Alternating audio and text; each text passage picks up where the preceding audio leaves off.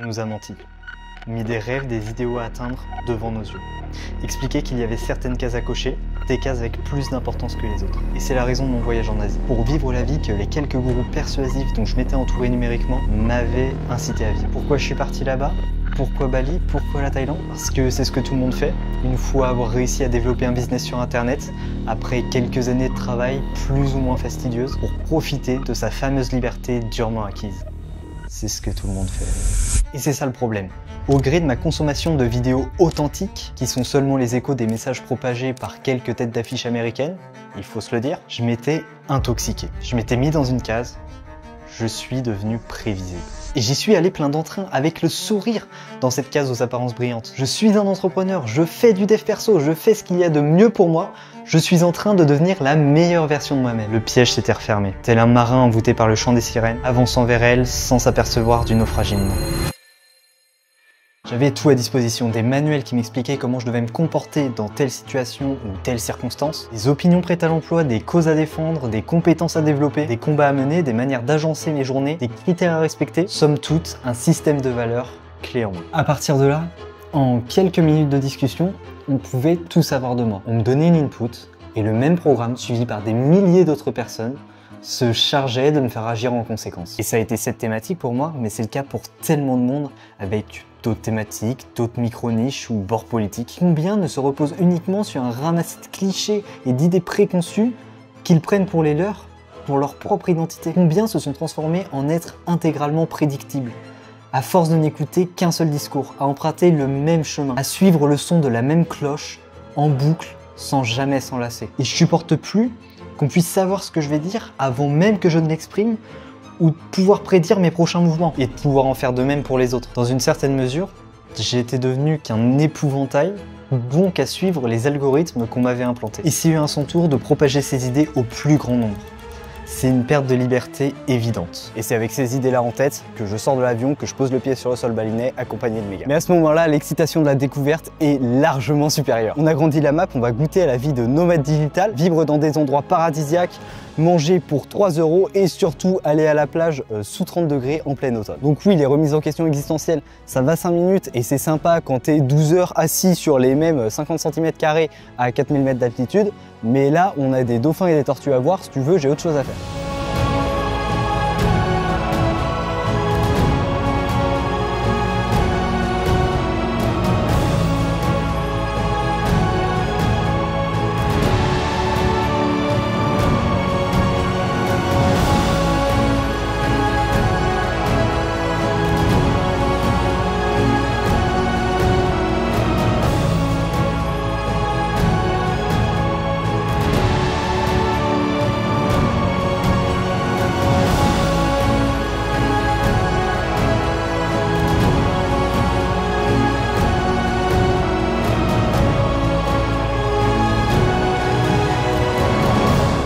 Et là, je me suis rendu compte de la chance que j'avais. Mais je vais vite faire face à quelque chose. C'est pas des vacances, j'ai des impératifs pro. Et à ce moment-là, je suis encore en mode, il faut que je développe mon business. Mais malgré les coworks à disposition, on n'est pas sur le lieu le plus optimisé pour le travail. Et c'est là que les premiers doutes arrivent. C'est cool de pouvoir travailler en voyageant, mais quand les deux se superposent, qu'il faut faire un choix, quand on me propose une après-midi d'aller visiter une cascade avec mes meilleurs potes, du coup, ou alors l'opportunité de signer pour plusieurs milliers d'euros. Je fais quoi? J'ai pas d'objectif défini, ni d'objectif particulier pour ce voyage. Et je dis pas ça dans une optique ultra utilitariste où il faut que je rentabilise le moindre truc que je fais, même si mes travers de gens dev perso ne demandent que ça. Je dis ça pour avoir une direction, un micro-système de valeurs qui me permet de prendre des décisions. Je voulais aller chercher un peu de chaos et d'aventure, mais en même temps, rester confortablement derrière mon PC à conseiller mes élèves pour qu'ils puissent trouver le maximum de clients en montage vidéo. Pas besoin de préciser que c'est plutôt antinomique. Sachant que j'avais le choix, j'aurais pu stopper ma croissance, faire exclusivement le taf pour délivrer le meilleur service possible et de couper toute l'acquisition de nouveaux clients pour me libérer du temps que je pourrais le mettre à profit de l'exploration. Mais je me suis laissé en grande partie porter par le groupe, qui pour la majorité avait des impératifs professionnels plus importants que les miens. Alors plutôt que de prendre l'initiative de découvrir des choses tout seul par moi-même, j'ai continué de travailler, développant un certain ressentiment d'une part de ne pas profiter assez, mais aussi de ne pas travailler sérieusement non plus à cause des conditions pas aussi optimisées qu'en France. Ressentiment alimenté par toutes les choses qu'on ne cite pas quand on est un youtubeur make money, devant montrer un maximum de rêves accessibles, pour maximiser ses profits. Parce que Bali, c'est pas seulement des soirées, des plages et des noix de coco. C'est de la pollution, du bruit constant, devoir risquer sa vie au moindre déplacement en scooter, l'impossibilité de marcher et des chiens qui comptent bien découvrir quel goût ont tes mollets d'Européens bien nourris dès que tu passes sur leur territoire. Durant les 4 semaines que j'ai passées en Indonésie, entre les quelques journées de snorkeling ou autres sorties, je laisse monter ces émotions, comme un serpent qui retire peu à peu ses anneaux autour de moi pour lentement m'étouffer. Putain, c'est terrible d'être là. Techniquement, c'est le rêve. En mode, c'est ce que je voulais, c'est pourquoi je suis venu et tout ça, d'avoir une putain de maison avec une putain de vue juste devant moi. Et d'être en mode, mentalement, c'est pas fou, quoi. Je sais pas, je suis pas bien. Je comprends pas pourquoi. J'ai envie de m'échapper, de tout faire pour plus être dans cette réalité. Dormir, consommer, attendre. J'arrive à peine à mettre le doigt sur ce qui pose réellement problème. C'est une ombre qui me suit constamment, un brouillard insaisissable me laissant dans le flou. J'ai en face de moi un paysage magnifique, une maison de rêve, mais je cherche pourtant à m'échapper. J'arrive plus à me concentrer, à faire ce que je devrais faire. J'ai même plus envie d'aller explorer, on dirait que mon énergie vitale est partie. J'attends juste que le temps passe, un jour de plus qui me rapproche de mon retour. La frustration de s'être fait berner devient alors une souffrance.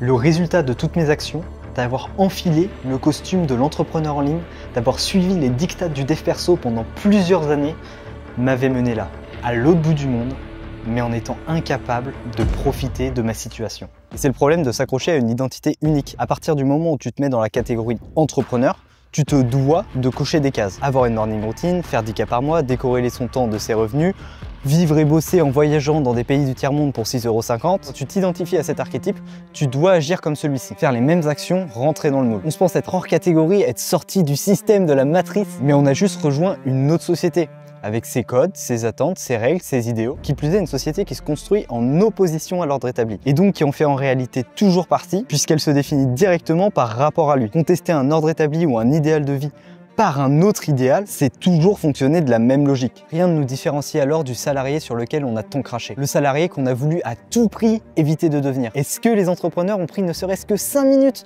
de leur liberté temporelle pour réfléchir à leurs conditions? Parce que le salariat, c'est quoi?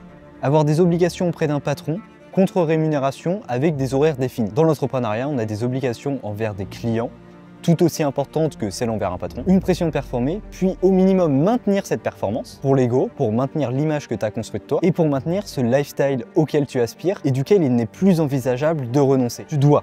T'es pas vraiment obligé, mais tout le monde le fait. C'est ce qui est attendu de toi dans ton environnement et pour l'image que tu renvoies sur les réseaux. Parce que tous les gens que tu ranges dans la même case que toi et qui sont plus avancés le font. Parce que ça semble la meilleure chose à faire, parce qu'on en a la possibilité, alors pourquoi pas? Et puisqu'on l'a, ne pas en profiter serait injuste pour les personnes qui ne l'ont pas, non? De nombreux jeunes pleins d'énergie, d'ambition et d'attente tombent dans cette roue d'hamster et perdent ainsi toute leur énergie. Et ça à cause des vendeurs de mode d'emploi et leur évolution directe dans le Pokédex, les vendeurs de rêve. Ils prennent ces personnes désireuses de consommer la vie, qui n'ont pas encore de socle stable sur lesquels s'appuyer, probablement en manque d'esprit critique, et leur font miroiter une solution miracle, la possibilité d'accession à leur niveau de croissance personnelle. Ils vont ensuite faire de grosses généralisations, des petites remises en question, en faire une dépression, pour te faire coller à leurs produits et amplifier ton besoin d'une solution. Et c'est ça le problème, pour nous faire coller au mieux aux produits, on réduit la multiplicité. Le maximum de problèmes doit convenir à la même solution pour maximiser le profit. Ce qui mène de une à une désolante simplicité intellectuelle et à une uniformisation ennuyante. Mais aussi,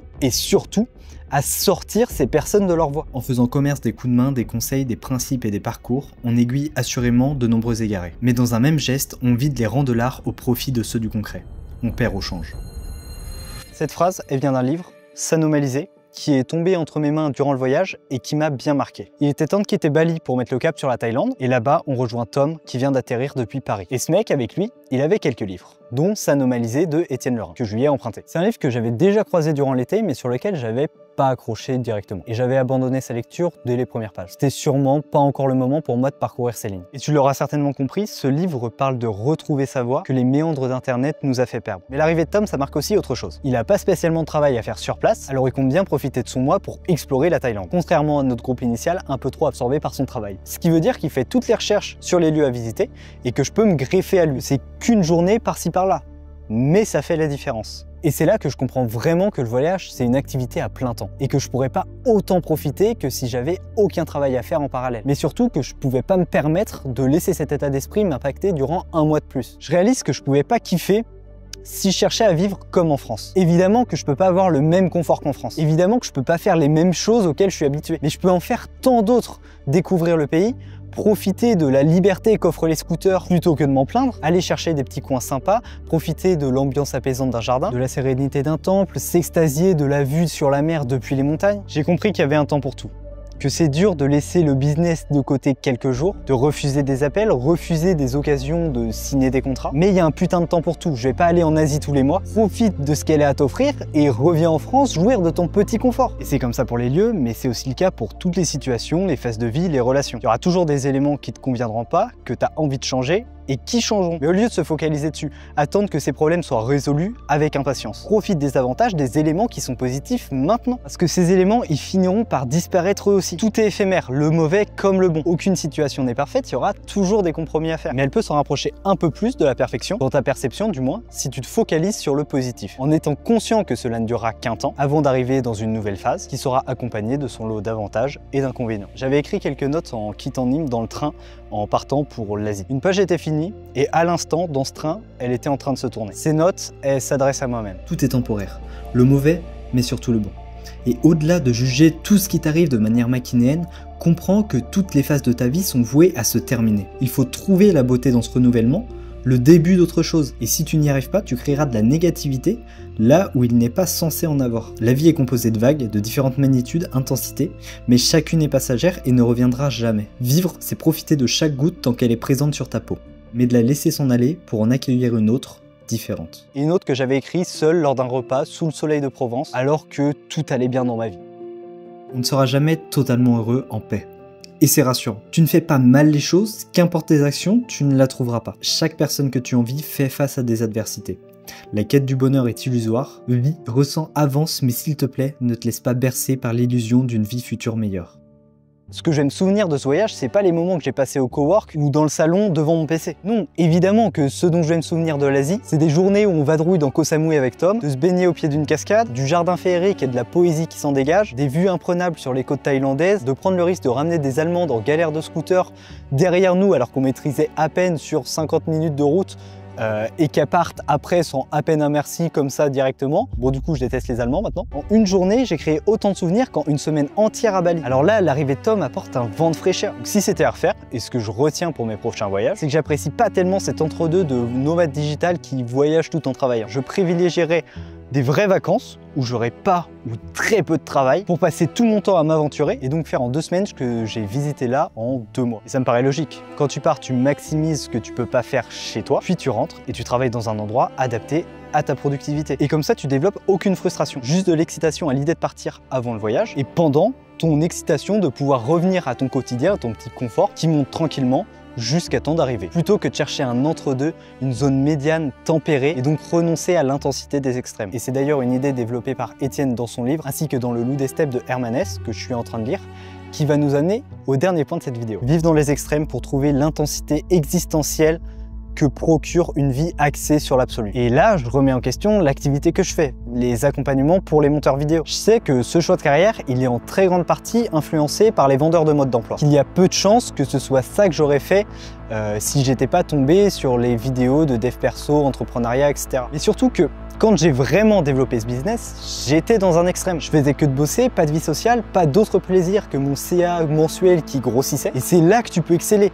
Dans l'extrême, pas dans l'équilibre, et que tu crées aussi les meilleurs souvenirs en jouant au jeu à fond, sans faire de concessions. Rétrospectivement, cette période où j'ai développé mon business, alors même que je sortais pas de ma chambre, c'était trop cool. Mais aujourd'hui, et depuis quelques temps, j'ai plus envie d'être dans cet extrême-ci. Je veux développer mon côté artistique, jouer les poètes incompris, absorbés par son œuvre, trouvant comme seul plaisir le simple fait de créer. Ça fait pas mal de temps maintenant que je multiplie les sources et que je consomme beaucoup moins de contenu sur Internet. Parce que c'est comme ça qu'on peut vraiment trouver sa voie et renouer avec sa singularité. On sera toujours influencé, faut pas se voiler la face, mais en multipliant au maximum les sources, tu peux tendre plus facilement vers quelque chose qui t'est propre. Et je comprends, ou du moins j'ai l'impression de comprendre, que c'est là le chemin que je dois emprunter pour les prochains temps, aller explorer ce côté artistique que j'ai beaucoup trop mis de côté durant les dernières années. Mais je suis bloqué, je peux pas aller dans cet extrême, je suis retenu par mes impératifs professionnels. Je m'engage pour 3 mois avec mes élèves, donc chaque fois que je lance un nouveau groupe, c'est 3 mois de délai minimum qui s'ajoutent avant de pouvoir faire un all-in. Je dois être là pour les personnes que j'accompagne. Là-dessus, je suis intransigeant